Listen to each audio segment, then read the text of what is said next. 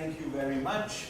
So, dear Chairman, dear colleagues, dear professors, first of all, I would like to thank the organizer for accepting also me today, and to congratulate the organizers for finding a very suitable time, date, and place, because today, according to the Orthodox calendar, is the Feast of the Ascension of Jesus Christ, which is also the feast of this wonderful city of Belgrade, established by Despot Stefan Lazarević in 1403, in the time when he received Belgrade from the Hungarian king Sigismund of Luxembourg. So there is no more appropriate time or date to have this great scientific convention.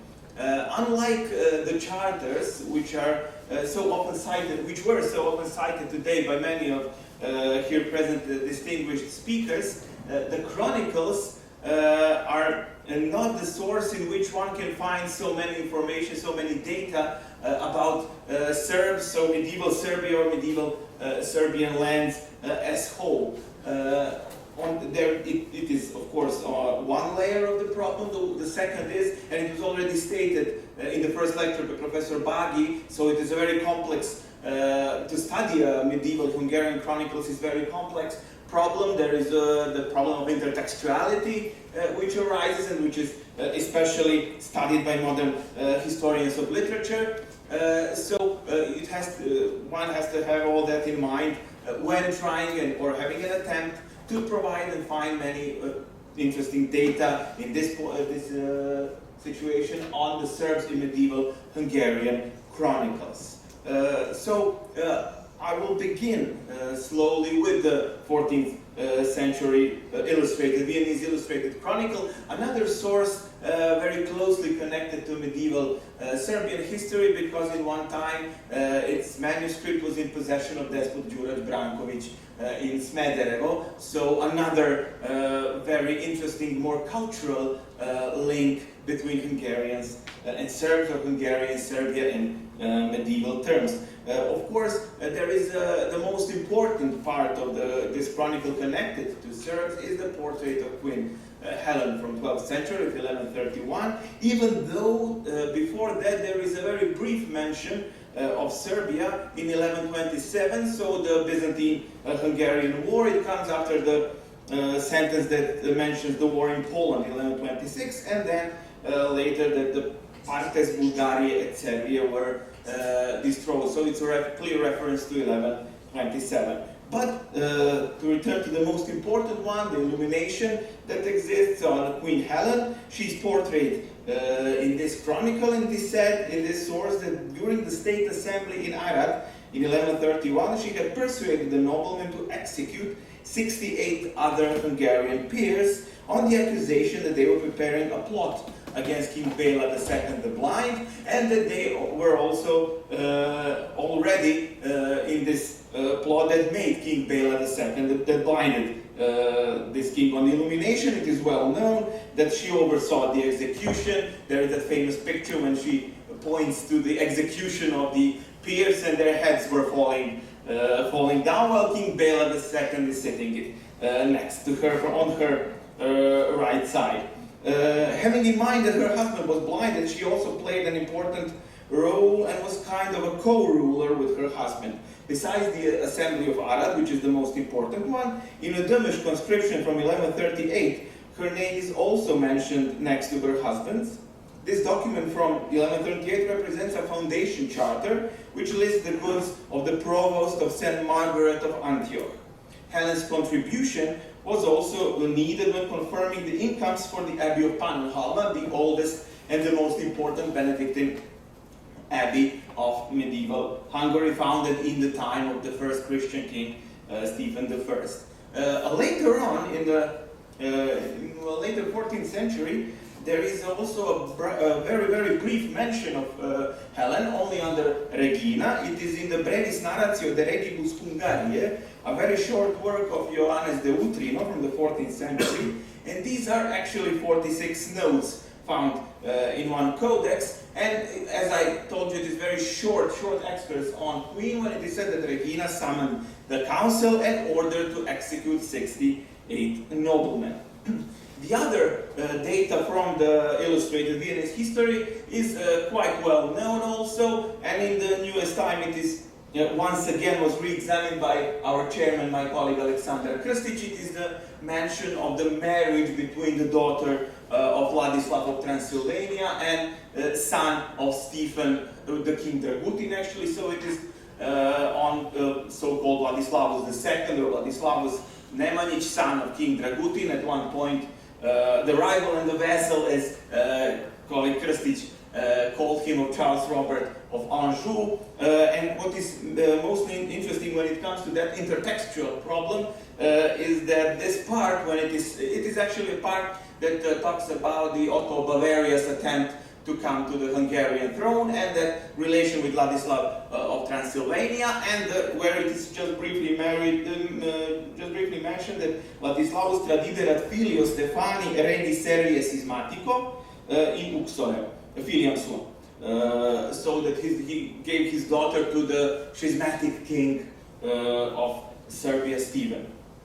Quite interesting, in 15th century, in the Chronicle of Hendrik de Mugelen, in German, and it is something, it is also worth to mention, my Professor Hardy mentioned it this morning also, it is something that our teacher, Professor Rokai, dealt with also, so it's the Chronicle of Hendrik de Mugelen in German in 15th century. There is a brief summary in German of this part of the Viennese Illustrated Chronicle, where it is also mentioned that Vladislav, the son of King Stephen, Serbian King Stephen, received a wife, the daughter of Ladislav Lasla, then Vojvodin, as it is written in the chronicle.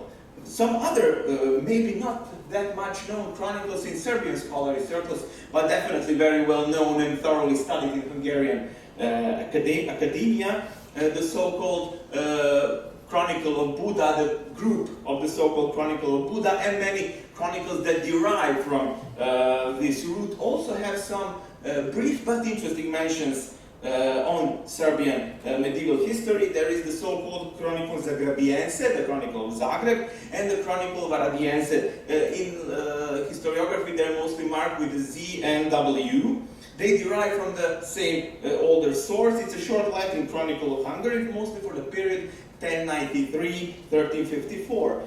This anonymous chronicle survives in the one copy that is kept by the chapter of the Zagreb bishopric, and the second was copied by the chapter of the bishopric of Nagy Vár, so that's present Oradea Mare in Romania.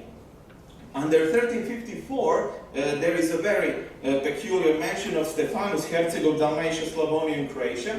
He was in that position from 1350 to 1354. He's the youngest son of Charles Robert and Polish Princess Elizabeth Lokietek. And it is said that in Vigilia, he died in Vigilia Beati Laurentii on August the 9th, 1354, when he was preparing in the army of his uncle to go against Serbia, contra Rascia.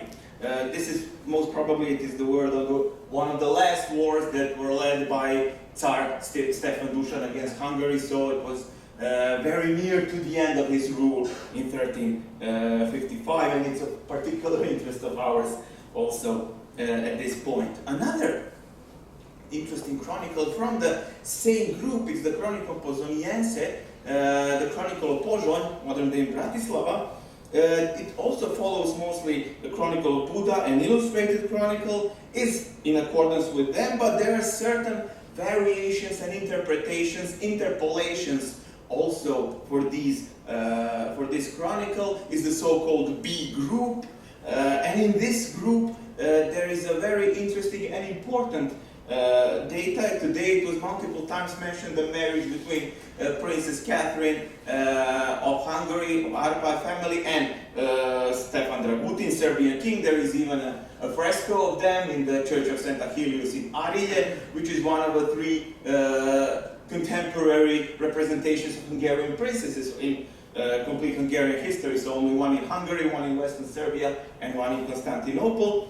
But Hungarian sources mostly are silent on this marriage, and with one small exception, and that exception is one of the variations of the Chronicon Pozoniense, where it is said that Rex Stephanus filius Vele, so King Stephen, son of Bela, habuit duas filias, he had two daughters, Mary and Catherine, dominam Caterinam tradidit Stefano regis Sclavoniae. So, for the Lady Catherine, he gave her to the king of Sclavonia, so to the Serbian King Stephen, and as we know, it is always, or almost always, King Stephen is always, King Dragutin is referred as King Stephen. On the other hand, King Milutin is almost 100% in Latin sources named Urosius. And this is the only, as I said, mention of Catherine, of Princess Caterina. There are also some interesting notes on Bosnian medieval history, which are very worth mentioning. For example, the Chronicle of Dubnic, Chronicon Dubnicense, which mostly, on the other hand, took the core from the Chronicle of Anonymous Franciscan and other 14th century sources of the Anjou period. There is a very interesting part, De Baptizazione Patanerum in Bosna. It is, of course, something that is well known in historiography. It is that Peregrino Bosnia, the famous Bosnian bishop, made an attempt and efforts to baptize the Paterins, so the heretics that were living in Bosnia, the Bogomils, or whatever we call this dualist heresy that spread through Bosnia in the medieval period, which I think will remain still a matter of discussion in academic circles. It is very interesting that it is also the mention of Saint Hieronymus and his teaching that was brought to Bosnia. Does it have some connection with Dalmatian, Hieronymus' birthplace? It is, of course, almost impossible to guess, but some tradition must have existed in this period. So, of course, the chronicle itself says that many were baptized, but we know that from later history, we have here with us experts on medieval Bosnia, it is far from finished. The baptism of Bosnia, or the baptism of the people in Bosnia, is far from over. It it was persistent throughout the medieval period, almost to the end of it. On the other hand, there is also some mentions of important for medieval Bosnian history in the Chronica Hungarorum, the Turoci chronicle. It is actually a quite complex composition of different parts. The parts of this Chronica Hungarorum, some parts, for example, chapters 186, 194 were taken from some history of Charles the Small. Then there are of Stephen of Hashag. There is also Chronicon Monacense of Laurentii de Monachis. Also some parts were taken from the so-called Draghi Compendium, or the Draghi the composition made by Thomas Draghi and John of Turot himself. So it's quite complex work, but in it one can find different interesting information.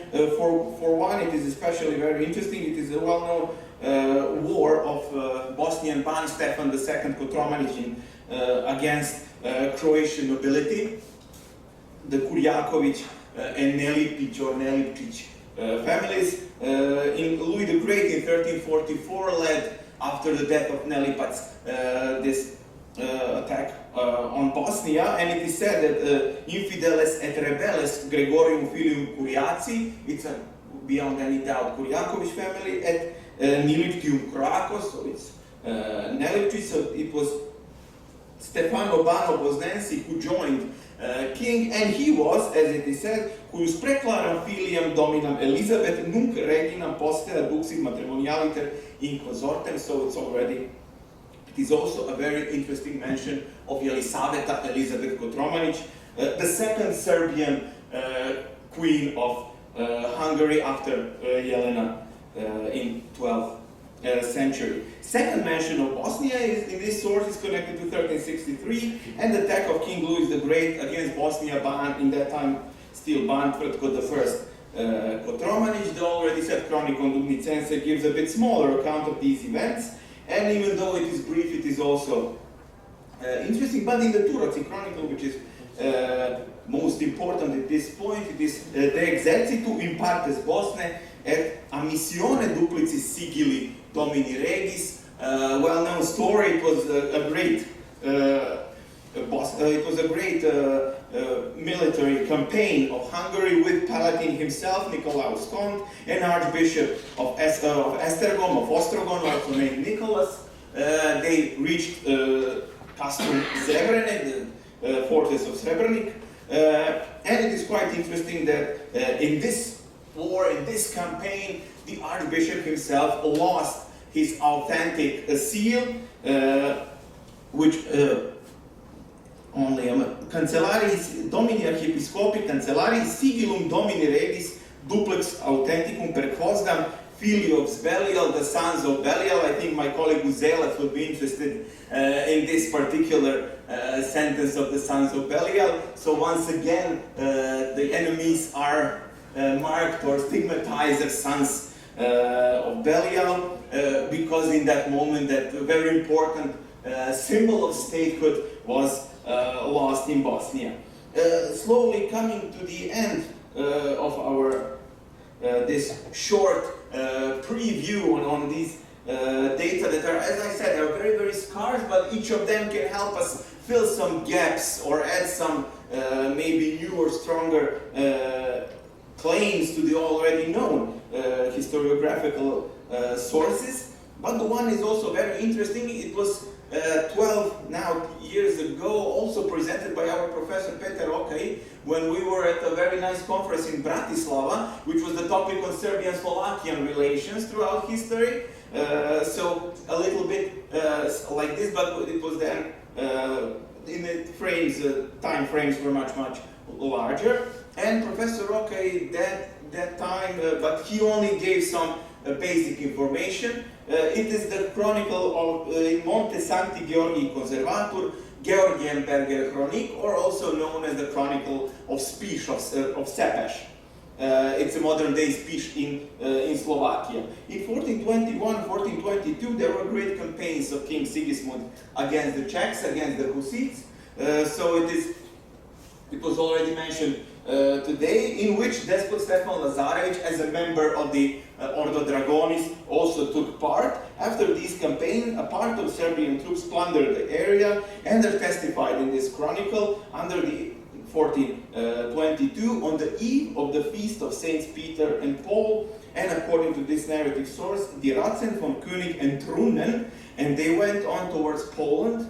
They wanted to catch people from Sepes and to kill them, but their leaders were then had to answer directly to the king. As considering some well-known chronicles like Anonimi Gesta Hungarorum or Carmen Miserabile, data on Serbs are almost non-existent. Some anonymous mentions Terra Razi maybe in 2 or 3 times, but only to borders, so to determine borders, especially the borders of Bulgaria. While in Carmen Miserabile there is only a mention that the Tartars devastated Serbia too, so Bulgaria and Serbia. Therefore, it is hard also to have some very easy conclusions because of the complicity of the chronicles themselves. But as already stated, even though these sources are not maybe always the primary ones, and that they are not always easy to understand the intertextual relations, which will be attempted in the written version, they all help us fill some gaps, because, as it is well known, the sources for the Serbian medieval history are very limited. Nagyon szépen köszönöm a megtisztelő figyelmet.